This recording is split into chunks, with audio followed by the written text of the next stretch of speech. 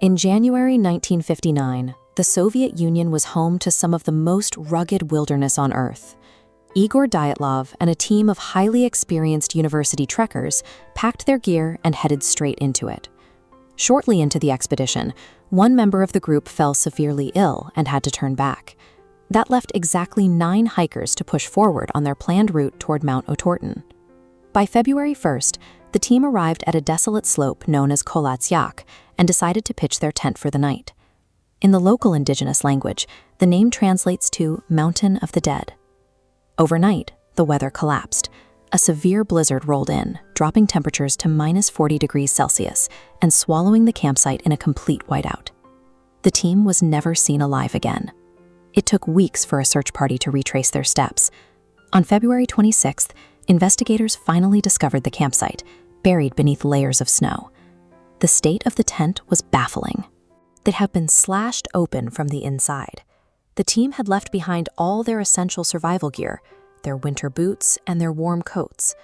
Outside in the snow, 9 sets of footprints led away from the camp. These tracks didn't show a panicked sprint. They indicated an orderly, hurried walk down into the dark, freezing forest. 9 seasoned survivalists deliberately destroyed their only shelter and walked away in their socks into an active blizzard. The question remains, what threat forces a group of experts to choose certain freezing death over staying inside their tent? The search party followed the footprints toward the tree line. There, next to the remnants of a failed fire, they found the first 2 bodies. Both hikers were in only their underwear, dead from severe hypothermia. Between the tree line and the camp, 3 more hikers were found frozen in the snow.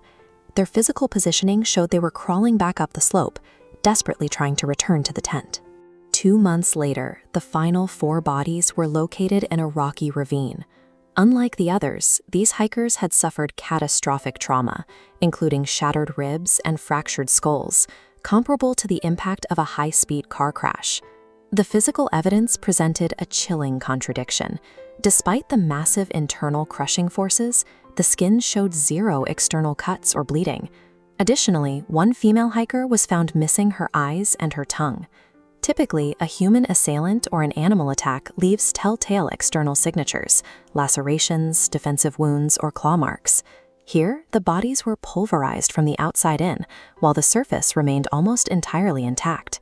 Investigators were further confused by trace amounts of radiation on some of the victims' clothing, and local reports of strange glowing orbs in the sky on the night of the incident.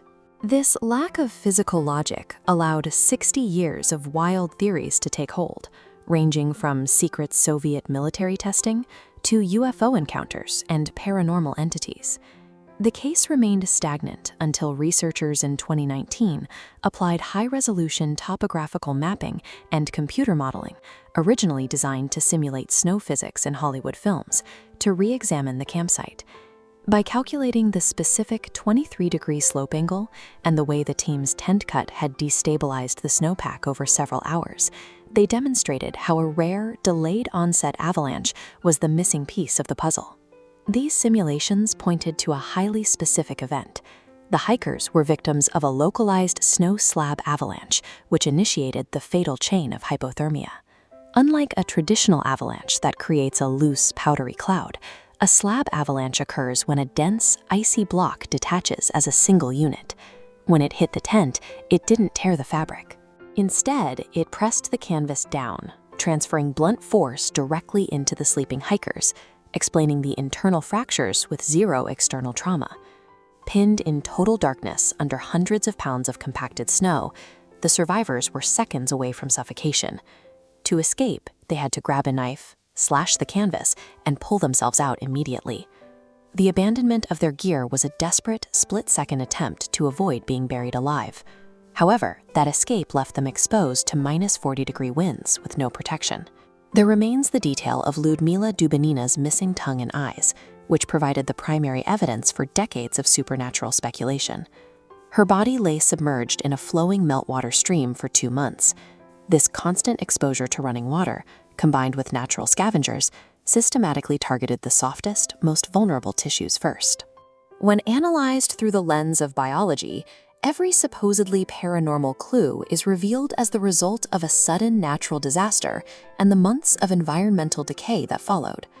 The final hours of the Dyatlov team represent a calculated struggle against a lethal environment. Every move they made, from the internal slashes of the tent to the attempt to light a fire in the tree line, was a logical response to the absolute cold. Science has provided the evidence to close the file, yet the legend of the Dyatlov Pass endures because human nature often prefers the gravity of a mystery over the terrifying, indifferent reality of the wild.